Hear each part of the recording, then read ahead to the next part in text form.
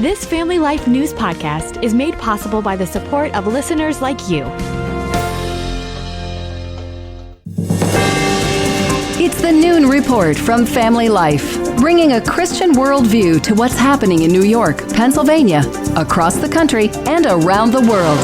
Weather with Kevin Williams, plus special features and reports with the Family Life News team. Now, here's what's happening. Good afternoon. Welcome to the broadcast. The fight to save girls' sports is our top story at noon. A protest will happen the day after tomorrow at public schools all over New York. Student athletes on Thursday are encouraged to walk out of practice and off of the ball fields. It's to raise awareness about Prop 1 on the ballot on Election Day. There's concern that if it's passed, Prop 1 could pave the way for biological males to compete in girls' sports. What does it take for us to maybe realize that potentially this is a danger? You know what I mean? Does it take somebody getting hurt? What is necessary for us to see to go, oh man, maybe this isn't a great idea? Yeah. Now, in addition, people have fought for a long time to give women the right to compete, and now it kind of seems like it's being stolen away from them a little bit, which I just think is unfair. Jeremy Austin's a football and baseball coach for the Corning Painted Post High School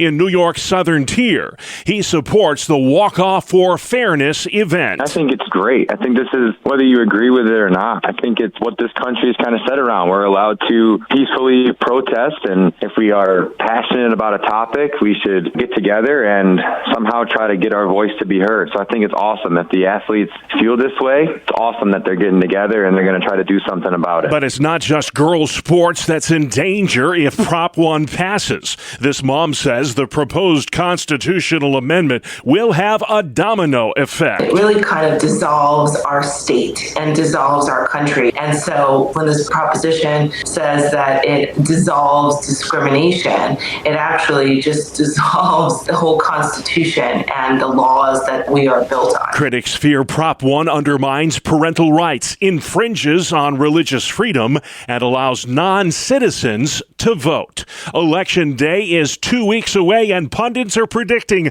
a razor-close contest in the race for president. Reporter Garrett Hake says 15 million votes have already been cast. Yeah, look, 2 weeks till Election Day, but that's just when the voting stops. Early voting is already underway all around the country, including here in North Carolina, a state that no Democrat has won since 2008, but that Donald Trump is now scrambling to defend. Trump stumps in the Tar Heel state today. This morning, he hosted a roundtable discussion with Latino business owners in Miami. Florida Congressman Carlos Jimenez explains why Trump is resonating with Latinos. I think the Hispanic community is coming home. I think the GOP holds many of the values that we Hispanic hold dear. And we're about family, we're about faith, we're about hard work, we're about freedom. Reporter Brooks Singman says with 14 days to go, Trump appears to be cutting into Kamala Harris's lead when it comes to minority voters. The former president is now leading the VP by 11 points with Latino voters, according to a new USA Today and Suffolk University poll. That same poll is showing Harris's support among black voters is reaching historic lows for a Democratic presidential nominee. One of the states that could decide this election is Georgia, and experts say early voting has already shattered records in Georgia. 65 to 70% of all the votes cast in Georgia this year are expected to be mail-in ballots. Also at stake on Election Day, control of Congress, and those races are turning out to be just as tight as the one at the top of the ticket. Correspondent Ryan Nobles has that story new at noon. In the Senate, Democrats currently hold a razor-thin two-seat majority, but they're facing competitive races in 8 states they currently hold. On the House side, Republicans are clinging to an 8-seat majority. All 435 seats are on the ballot, but only about 40 seats are competitive in states like New York, California, and New Mexico. There are also 13 gubernatorial contests on the ballot November 5th. 10 states will ask voters to amend their constitutions to expand abortion rights. One of those states is New York.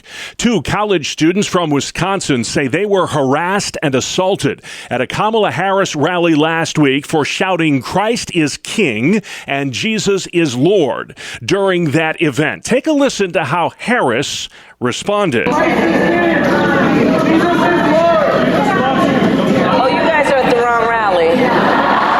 fellow students, Grant Beth, spoke to Fox News about that experience. She told us to leave her rally just for talking about our faith and saying Christ is King, Jesus is Lord. We were mocked not only by Kamala Harris, but by her patrons as well. We were cursed at. I was assaulted at the rally. The students shouted Christ is King, Jesus is Lord when Harris started talking about abortion rights. More than 2,000 migrants are headed for the U.S.-Mexico border right now. They're headed there over fears they may be denied entry under a second Trump presidency. A new internal memo reveals Mexican cartels are actually giving members permission to shoot at U.S. Border Patrol agents. Those migrants are expected to arrive near South Texas before Election Day.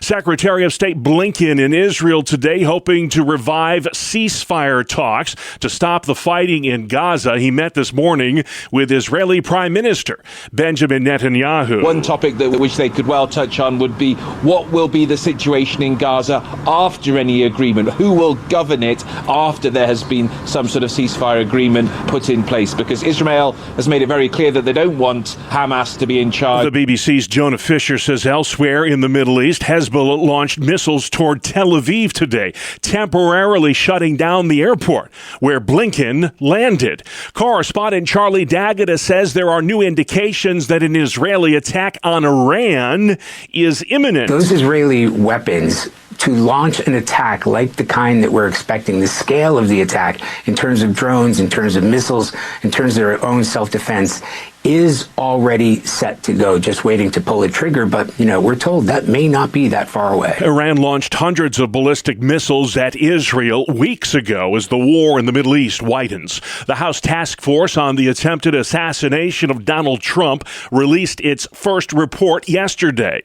There's bipartisan condemnation for the Secret Service for its poor planning and lack of communication that nearly resulted in the former president getting killed. One man was killed at the Trump rally July 13th in Butler, Pennsylvania.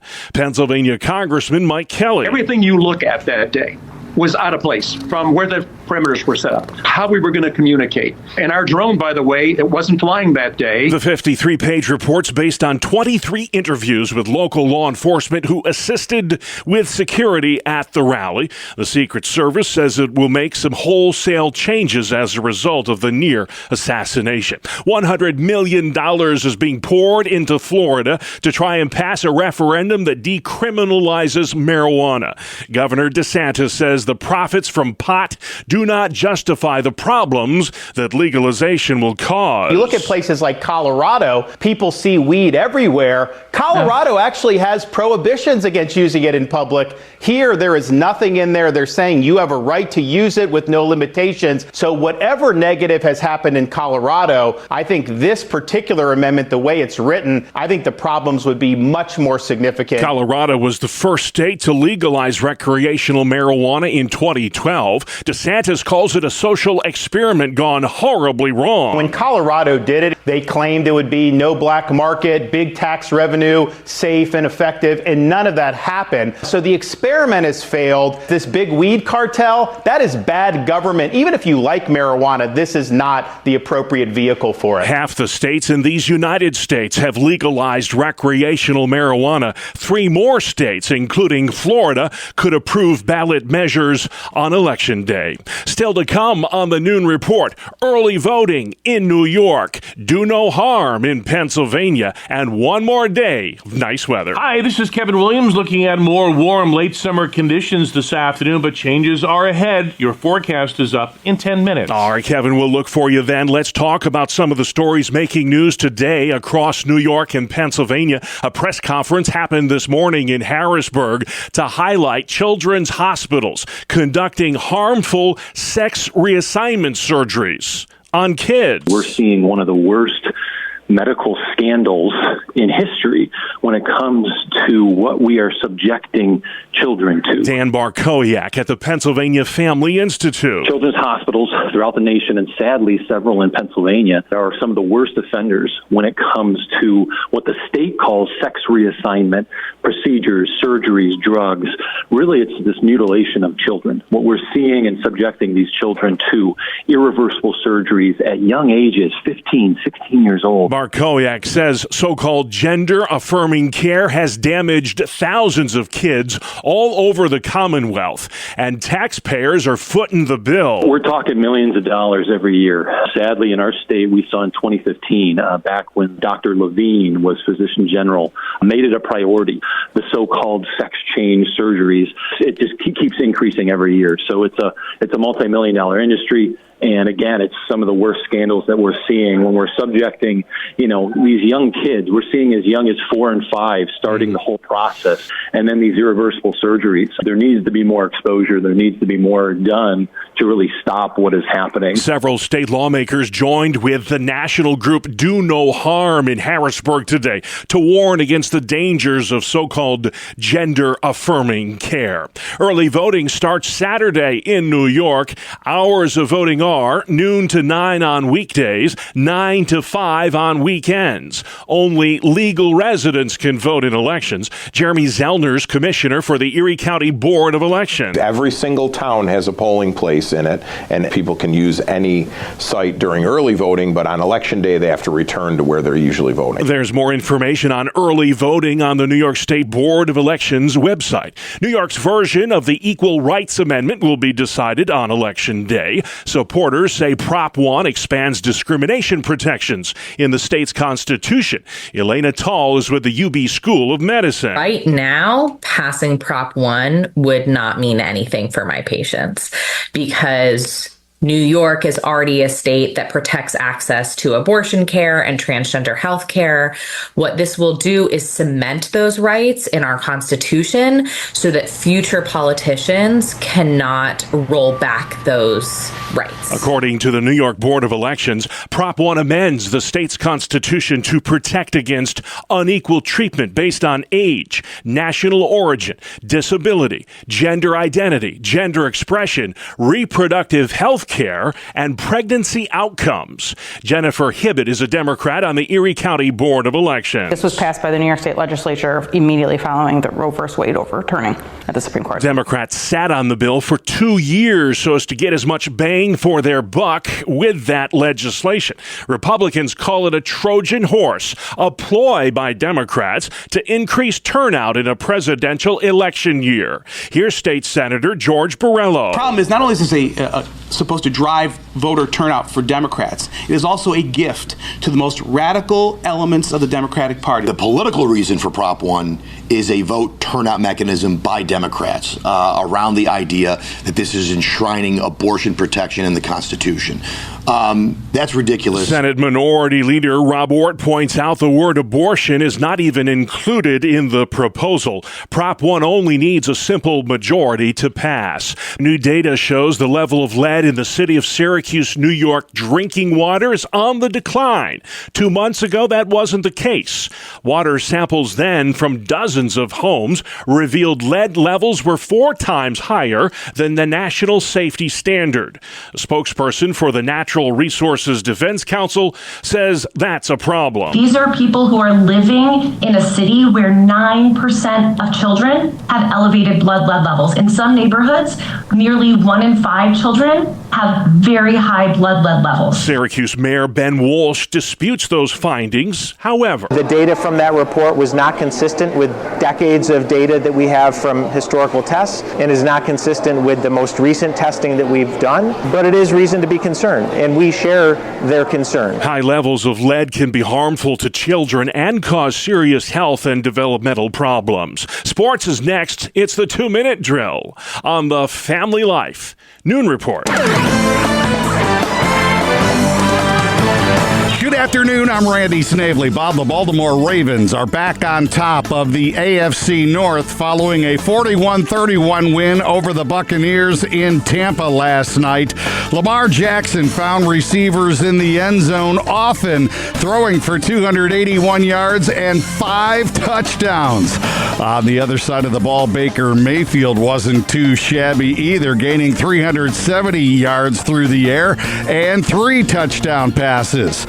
The Ravens, with the win, moved to 5-2 on the season, while Tampa Bay slips to 4-3. Chad Ryland kicked a 32-yard field goal as time expired to give the Arizona Cardinals a 17-15 victory over the Los Angeles Chargers. James Conner, a big night, rushing for 101 yards and then picked up another 51 yards receiving.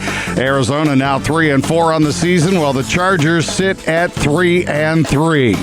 The NBA season kicks off tonight, and the first father-son duel in Major League Baseball history will witness the first father-son duo in NBA history. Ken Griffey Sr. and Ken Griffey Jr. are expected to be in the crowd to watch LeBron James and Bronny James play in their first regular season game. Griffey Jr. said he and his dad made history, and now they want to watch history. To no one's surprise, Garrett Cole will start Game 1 of the World Series for the New York Yankees.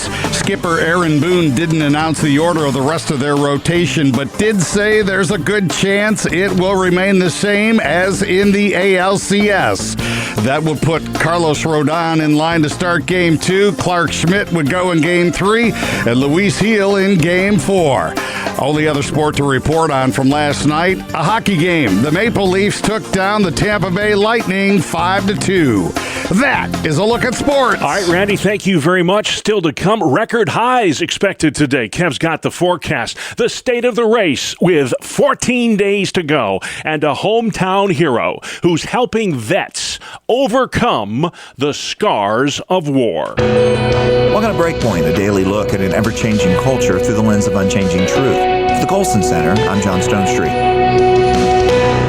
Well, sometimes inventions that are supposed to revolutionize the world turn out to be passing fads. The latest example, dating apps. A recent article in The Economist attempted to explain why people have fallen out of love with these digital aids to falling in love. Apparently, dating apps peaked back in 2021. They're now at their lowest number of active users since 2019. Some, like Bumble, an app that allowed only women to initiate chats, have tanked so badly they became objects of online ridicule and ditched their ladies' first model. Others, like Hinge, which bills itself as the dating app designed to be deleted, alienated users by putting the most desirable matches behind paywalls. Downloads of Tinder, the dating and hookup app that kind of started all this and once ruled the rest, have fallen by a third since 2014. Considering the less than stellar results that these apps have, their decline is not really all that surprising. Now, none of this is to suggest that online dating's hopeless. After all, there's many people, including Christians, who have found wonderful, loving, lasting relationships using these tools. Even so, something about seeking love online has left love frustratingly elusive and fragile for too many.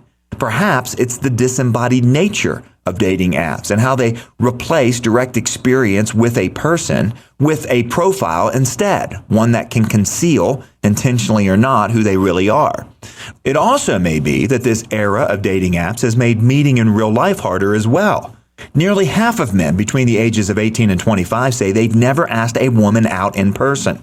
According to Acton Institute fellow Anthony Bradley, many guys tell him that they won't approach women in the real world because they're afraid of being labeled creepy or predators. Perhaps this is a job for, wait for it, churches and other Christian communities. After all, there just aren't that many spaces left for in-person connections like this, much less those that still think of marriage as the good life-giving thing that God made it to be. Churches can provide this, and they can also provide built-in accountability structures that are also largely missing in the wider culture. For the Colson Center, I'm John Stonestreet with Breakpoint. Today's Breakpoint was co-authored by Shane Morris, and for more resources to live like a Christian today, go to breakpoint.org. All right, John, thank you. Let's take this show outside. Kevin Williams. Here Here is your Family Life weather forecast for this afternoon. Mainly sunny, warm, near record warmth for some. High temperatures 70s and low 80s. Fair and mild tonight, low temps 50s. Tomorrow, some sun, then clouding up. A couple of showers around later in the day and at night and breezy. High temps 70s. Much cooler Thursday. Clouds and a sprinkle and some sunshine. And high temperatures upper 40s to the upper 50s on Thursday. All right, Kevin, thank you. This is the Noon Report on Family Life. I'm your host, Bob Price, and here's what's happening Tuesday, the 22nd of October. Early voting starts this weekend in New York. We get a preview from Family Life's Dee Haley. Election Day is November 5th. However, early voting in New York State begins this Saturday and runs through November 3rd. The hours are 9 a.m. to 5 p.m. on weekends and noon to 9 p.m. on weekdays. You can vote early at any location in the county where you are registered, but on Election Day, voters must go to their designated polling places. Dee Haley, Family Life News. Thank you, Dee. With Election Day just 2 weeks away, the candidates for president continue their battleground blitz. They'll spend the next 2 weeks crisscrossing a half dozen states that'll decide the election. Donald Trump is in North Carolina today. That's where we find reporter Jake Rosen. Trump won the state in his last two elections, obviously, but we've seen this kind of purple, past of North Carolina, where Barack Obama won it in 2008. Donald Trump swung a lot of those voters around. And if Donald Trump does not win North Carolina, his path to the White House becomes even more difficult. Kamala Harris has no campaign events on her schedule today. Tomorrow, she'll take part in a town hall on CNN. The world's richest man is digging deep into his own pockets to drum up support for Trump in the race for the White House. But it's not without controversy. Reporter Jolyn Ken. Tech billionaire Elon Musk is handing out a $1 million check every day until Election Day to a randomly selected voter. The catch? To enter, a voter must sign a petition launched by Musk's pro-Trump Political Action Committee, supporting the First and Second Amendments of the Constitution, and be a registered battleground state voter. It's very straightforward. You don't even have to vote. But experts we spoke to say it's not so straightforward. Federal law says it's a crime to pay anyone to register to vote or simply vote. Musk says he's not violating any laws because he's not paying people to vote or register to vote. He's paying people to sign a petition. Controversies brewing under the Golden Arches as fast food giant McDonald's weighs in on whether Vice President Harris actually worked there while a college student. Reporter Ashley Strohmeyer. Harris's claim could be true, but her campaign is yet to back it up, and McDonald's can't provide the proof either, telling the Wall Street Journal that they are missing some employment records from the early 1980s. Former President Trump cast doubt on his opponent's record of employment at McDonald's while he served up fries at Mickey D's near Philly over the weekend. Reporter Lee Silasera continues our coverage. McDonald's says they agreed to the Trump visit after the owner-operator reached out, saying in part, we approached it through the lens of one of our core values. We open our doors to everyone, adding McDonald's does not endorse candidates for elected office. Trump staffed the fry station Sunday before answering questions through the drive-through window. The restaurant was closed to the public during the visit. Vice President Harris has recounted working at a McDonald's during college for spending money, while Trump has claimed she's lying. The company sidestepped that issue by saying it's proud of Harris's fond memories working under the arches. Kamala Harris claims she worked at a McDonald's in California in 1983 during the summer of her freshman year at Howard University.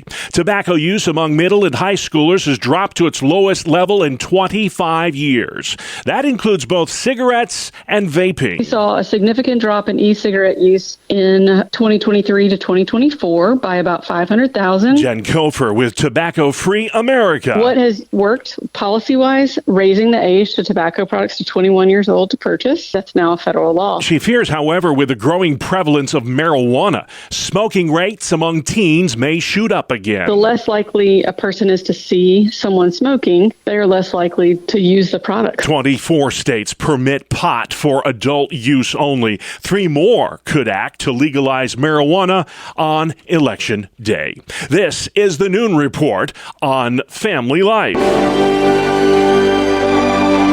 Welcome back to another edition of Home Hometown Heroes on Family Life. I'm Mark Webster, and this week's guest is Dave Miller Martini with the Cost of Freedom Foundation, committed to providing veterans holistic treatment for PTSD and substance abuse problems. In part one of our interview, he talks about what drives him to help his fellow vets. You end up finding yourself getting involved with things when you experience a painful event in your life. I think God has a way of using those opportunities to focus you in a different direction. And my journey started a number of years ago when I got back from overseas, and I had the opportunity to meet some very outstanding men that I had a chance to work with while I was overseas. And when we got back, the things that they were exposed to in these developing countries, I think, would shock most Americans. Atrocities against humanity go on a daily basis. These gentlemen came back after serving their country, and over the course of about 2.5 years, all three of them took their life. So that kind of started me on a journey of what happened to my friends, what was going on there that made them not be able to get the help that they needed to overcome the traumas that they had faced while they were overseas. And that started the whole process for myself, taking a deeper look at things. And as a scientist, you always start with the problem, make some hypothesis, and then try to unwind it in the process of seeking the truth and a better understanding. And that's what this journey's been. That's not so easy today, because the moment you start to seek the truth, you start to step on toes. And when you step on toes, you start to realize there's a lot of resistance out there. And it can usually mean you're on the right track, though. That very much seems to happen that way. Are you familiar with Jim Collins' work, Good to Great? One of the things that really impressed me was the whole concept of Stockdale's paradox, that you had to look at the brutal facts of the reality that you're currently facing with the attitude and the determination that no matter what, you would prevail in the end. That's kind of how I started this journey. What are the facts? Why is this happening? And as I started to look into things, I started to realize that statistics were all over the place, and that on average we're losing 22 veterans a day to suicide. That's heartbreaking. Right. And it really can't be something that's allowed to continue if there's something that can be done about it. So that led me into the next step, which was knowing that the VA system was the biggest veterans healthcare system in the country. What was going on? The pursuit wasn't to lay blame at anybody's feet, it was just to find out the circumstances. Well, as I started to look into it, I started to realize that even though there's many good people that work in the VA system, in many respects, it's a very antiquated system.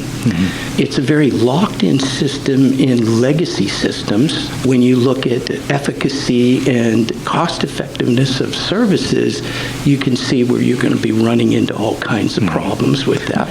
What I started to realize was that these men were truly warriors. And for a warrior to come to a point in their life that they realize they need to reach out for help, wow. It kind of goes against the warrior mentality, doesn't it? There is still very much a stigma there. So when all of a sudden these men got to that point of such hopelessness that they reached out to the system wasn't there to help. One of them was put on a 6-month waiting list. The other one was put on 8 months. And I think the other one was still pending to try to find out when they could see somebody to talk about their issues. These men finally reached out, but the system wasn't able in terms of capacity or resources to be able to respond immediately to that request. And I think what we know about mental health in particular is, wow, you got to get there. You got to get there when there's a crisis moment like that, when that hope is fading and when those suicidal ideations are there. You've got to be on top of that, because if you're not, you can end up with what had happened to these 3 men that I know and many others likewise. Right. A lot of whether or not somebody can actually have a very good prognosis in terms of recovering from a traumatic event really rests on how strong of an emotional support system they have underneath them, right? Many times those happen to be your officer corps. They come from pretty good families. They've got education. So professionally and socially, they have a very strong network, right? They respond quite well, but then you have this second class of people, right? And these are those individuals that I term fall behind the hidden wall. And these are those individuals that don't have that support system. That's Dave Miller Martini with the Cost of Freedom Foundation, committed to providing veterans holistic treatment for PTSD and substance abuse problems. Next time, he'll detail efforts to create a Veterans Wellness and Recovery Retreat in Tionesta, Pennsylvania. Join us again as we search for your home, your town, your hero. It's Hometown Heroes on Family Life. Thank you very much, Mark. Great job today. Hometown Heroes comes your way every Tuesday during the noon report or online anytime at familylife.org. Good afternoon. Here is your Family Life regional weather forecast. The late summer warmth continues across our region this afternoon, but changes are ahead. On the midday weather map, we're tracking a cold front, and this front means business. Located currently over southern Canada, parts of southern Manitoba into the Dakotas it extends. It'll come through here tomorrow night with a few showers and much cooler air in its way. In the meantime, for this afternoon, mainly sunny, warm, near record warmth for some. High temperatures 70s and low 80s. Fair and mild tonight, low temps 50s. Tomorrow, some sun, then clouding up, a couple of showers around later in the day and at night, and breezy.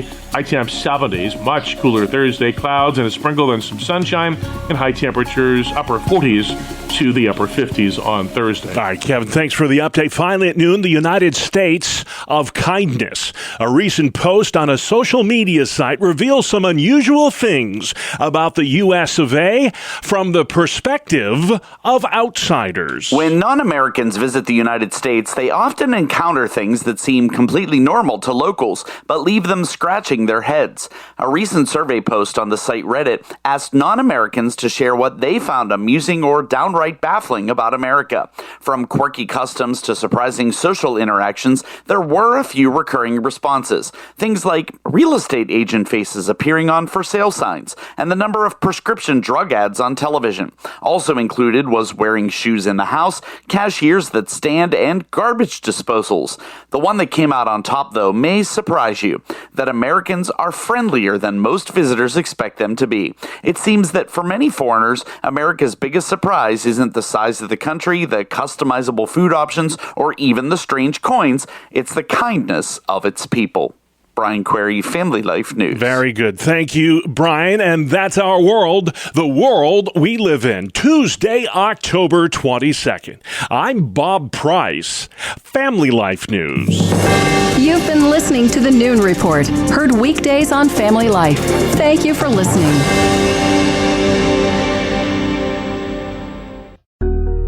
Thank you for listening to this Family Life News podcast. If you've been encouraged by what you've heard, please share it with others and click the subscribe button to automatically receive future episodes. Family Life is a listener-supported ministry. Podcasts like this are made possible by your financial partnership. Find out more at familylife.org.